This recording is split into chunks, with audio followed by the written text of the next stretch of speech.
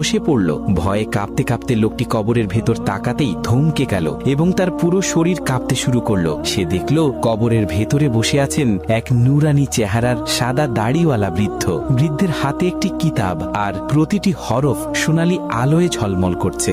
তিনি প্রশান্ত কণ্ঠে তিলাওয়াত করে যাচ্ছেন। হঠাৎ বৃদ্ধের দৃষ্টি পড়ল সেই কবর খননকারীর দিকে। তিনি হাত উঠিয়ে শান্ত গলায় বললেন, আল্লাহ তোমার উপর রহম করুন, কিয়ামত কি এসে গেছে? কবর খননকারী কাপা গলায় উত্তর দিল, না হুজুর, কিয়ামত আসেনি। আমি নতুন কবর খুঁড়ছিলাম, ভুল করে পাশের দেয়াল ভেঙে ফেলেছি। বৃদ্ধ মৃদু স্বরে বলবেন, তাহলে বেটা, আমার কবরের দেয়াল আবার ঠিক করে দাও, যাতে আমি আবার তিলাওয়াতে মগ্ন থাকতে পারি। কবর খননকারী সঙ্গে সঙ্গে সম্মানের সাথে দেয়ালটি মেরামত করে দিল। তার বুক কাঁপছিল, কিন্তু হৃদয় ভরে গেল এক অদ্ভুত প্রশান্তি আর চিন্তায়। যে দুনিয়ায় কোরআনের তেলাওয়াতে মগ্ন থাকে, আল্লাহ তার কবরকেও আলোয় ভরে দেন।